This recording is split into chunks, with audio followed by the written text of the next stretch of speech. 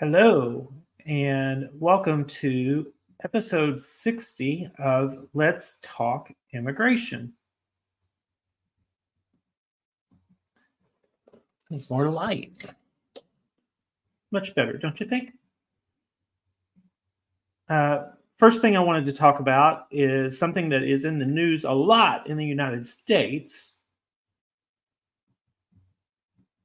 and that is something called a migrant caravan at the southern border. This is not the southern border. This is Mexico, Tapachula, Mexico on Sunday. So I want to talk about this because uh, a lot of the people, these individuals that I see in this picture, are going to eventually make it into the US and then message me and be completely shocked and surprised to find out that things are not as they were told. Okay. A lot of the people in this caravan have relied upon information that has been shared for political purposes that says, oh, the southern border is open. You come in, you get a job and a phone and a citizenship and all this. And it's completely misinformation. It's extremely difficult to get admitted to the US southern border. If you're seeking asylum, you have to pass a credible fear hearing where the Custom and Border Patrol officer thinks that you have a legitimate claim to seek asylum. And then even if you are admitted and they put you on a bus and just drop you off somewhere, if they don't detain you, because they're detaining many people, all the Uzbeks, people from Uzbekistan that are coming in right now, they're detaining them pursuant to an agreement with the Uzbeki government, Uzbekistan government, I guess. So even if they admit you and do not detain you, you have another problem, and that is you really have to prove your asylum claim. You go instantly into removal proceedings, okay? So you have to hire an attorney to make your case. That could be $3,000, $5,000, $6,000, or you could try to do it on your own. Since the grant rate is like 15% for 2022, I don't recommend anybody try this on their own. So what I'm saying is I feel bad for the people on this journey, not only for what they've gone through to get where they are, but what's ahead of them that they haven't been told, because conservatives continue to lie and say, oh, the Biden administration's, being so pro-immigrant, and it's just not true. These poor souls, some of you are probably watching, you face enormous odds and a very uphill journey ahead. Every week, I hear from people that want me to represent them in asylum proceedings who do not have money, and I cannot do that. I actually don't represent people in asylum. It's not what I do. I recommend other professionals that do it a lot because they can do it better. One is Abadir Barre in New York. I was just noticing the other day that he was doing it. Oh, this is a Morrison Urena live. My partner in this law firm, Rafael Urena, is extremely talented at representing people in asylum. And a couple of his attorneys are as well. Janelle Akris, very skilled. Okay. Use someone to represent you in your asylum hearing who has experience with it, who's very skilled, and hire someone. Don't try to do it on your own. But also, don't come to the U.S. to seek asylum if you do not have an asylum claim. Okay? It's not going to work out. Okay. Got that off my chest. I am open to Q&As like every Let's Talk Immigration show. You can leave your question. You can pin it either on Facebook or YouTube, or now it shows up if you post on Twitter. If you respond to, if you push reply on one of the tweets, shows up on my screen here. That's what they say. I think it worked yesterday for another live, so I think it'll work here too. So I'm eager to get your questions and see what's on your mind. It's not always about what's on Curtis's mind. Okay. So Sunil says, hello, sir, DV 2021. Okay. Let's start at the beginning because Sunil has not identified himself as a plaintiff in a lawsuit. The majority of the DV 2021 selectees, your journeys were over on October 1st, 2021. The only journeys that continue are for those who are good luck plaintiffs, which include the Jacob plaintiffs, Jacob and Rosales plaintiffs, or DV 2021 selectees who selected a U.S. embassy that was specified in Judge Chutkan's order in Ray versus Biden. So the majority of DV 2021 selectees, your journey is over. If you're in one of those two categories I just mentioned, then your journey continues and we are awaiting the outcome of the appeal. Okay? And we continue to await the outcome of the appeal. Omar says, hello, Curtis, how are you? Hi, Omar. I'm not great. I'm having a hard time dealing with all the craziness that's going on in this world. Okay. The U.S. government is being shameful in foreign policy matters. And it's frustrating for me that my taxes are going to that. So that's one thing. Okay. But also things are hard on a lot of people right now. And politicians seem sort of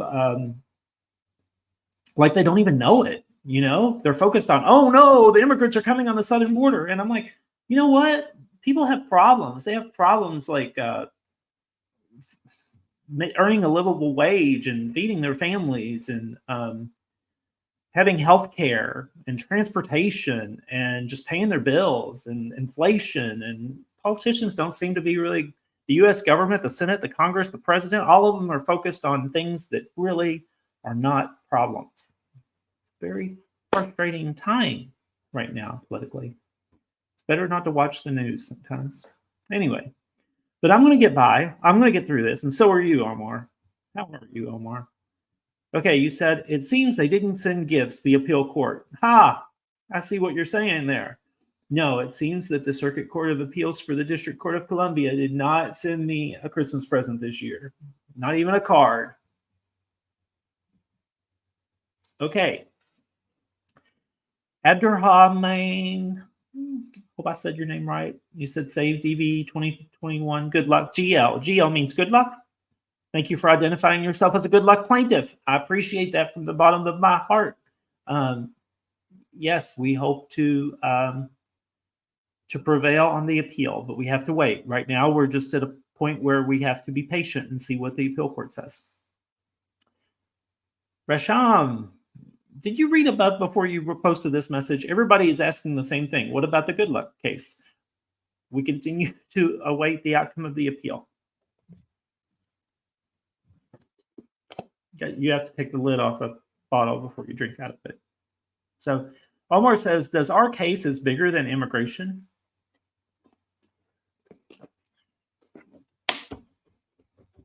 Omar, I don't think I understand the question.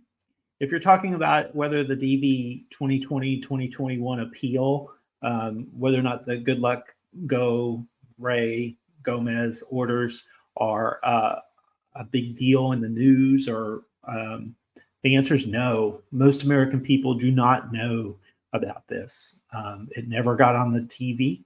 Okay, it was covered on the internet, on some media sites, but for the most part, most American people do not know about the entire that 50,000 or more foreign nationals are awaiting the outcome of a single court decision that will determine whether or not about almost 20,000 visas will be issued because of the Trump and Biden administration's unlawful policies. Most Americans do not know about that. Isn't that interesting? Oh no, en español. Mi español es muy triste. Buenas noches is good evening. Abogado salute. She's saying hello, lawyer. Sobre. I forgot what sobre is. DV 2020, can you answer in Spanish? Oh, no.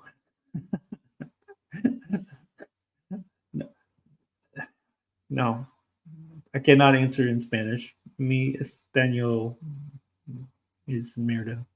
Lo siento. Testing my foreign language skills is going to be distressing for you all, okay?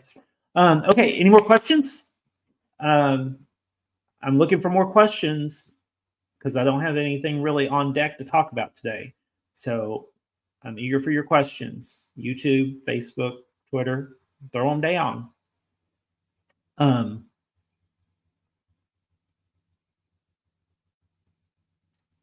was just reading this article about the migrant caravan. It's 7,500 people from 24 different nations are making their way north.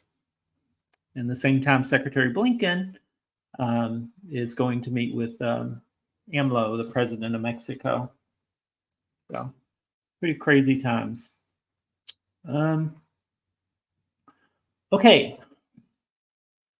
Do I have any other questions? I have a chat from my team here. Let me see what they say. Oh, nope. They're laughing at my joke, and I don't even think I told a joke. So that's not a good sign.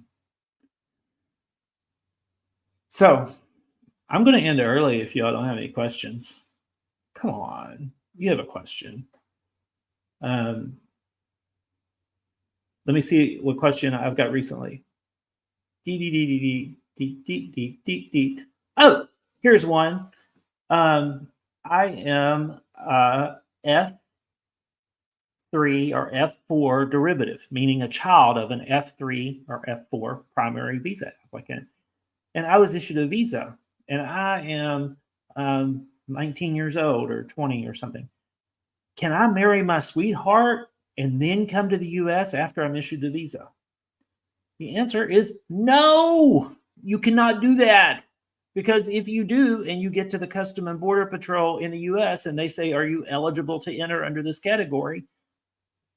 You're not. And if you say you are, you would have lied to gain entry. And then how would you get your sweetheart in? Because you have entered the U.S. as if you were single, but you were married. And so then you petition for your spouse and then your sweetheart, and then they say, no, not your sweetheart, because you told us you were single. So you create an impossible situation for you to be together in the future. So do not do that. I know all you lovebirds out there, Romeo and Juliets, you want to get married behind your parents' back. This is not the situation to do it. Someone contacts me at least every 6 months that's done that. And I say, we probably need to look at building a life together outside the United States in another country, because you've messed up immigration to this country. And it's very frustrating. Okay. I do have, Yulette said something in something about translation. I can look it up later. I can't do translation while I'm in the video call for some reason. Patrick says, what's your outlook for 2024 on immigration? Oh, Patrick, wonderful question. This is my outlook. In 2025, January of 2025, we're going to very likely have a Republican president take over the White House.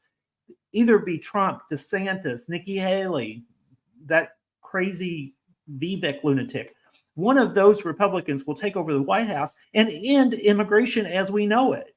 So my outlook for 2024 is going to be kind of chaos, because once people start to learn that and realize that, they're going to do everything they can, move heaven and earth, to get any immigration benefit that they are eligible for before that Armageddon arrives. And maybe that's in part what's driving the caravan in Mexico right now. But the timing doesn't make sense. So maybe not, because January of 2024 is still going to be Biden. It's going to be more of the same. You know, it's going to be bad. It's going to be more bad, but it's not going to be awful. I don't know. That's the state of working in the immigration space. You measure things that are either bad, very bad, or awful. Those are the three things. Never good. I would be interested to see what other people say to answer that question. Give me down in the comments, what's your outlook for 2024 on immigration?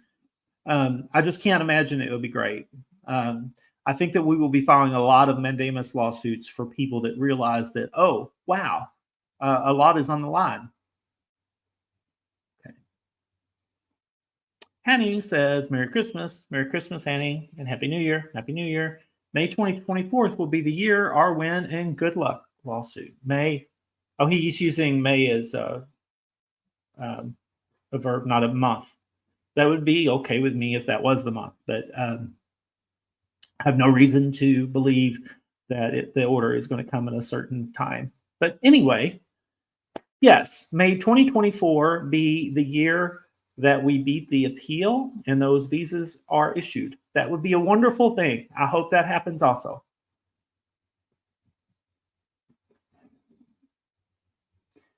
I'm out of questions again, y'all. So I'm going to go ahead and wrap up this episode of Let's Talk Immigration early. Oh, I see we're broadcasting to Instagram. How could we be broadcasting to Instagram and we still don't have more questions? Hi, Instagram. So I'll see you next week for episode 61 of Let's Talk Immigration. And bring your questions next time. Okay? Thanks.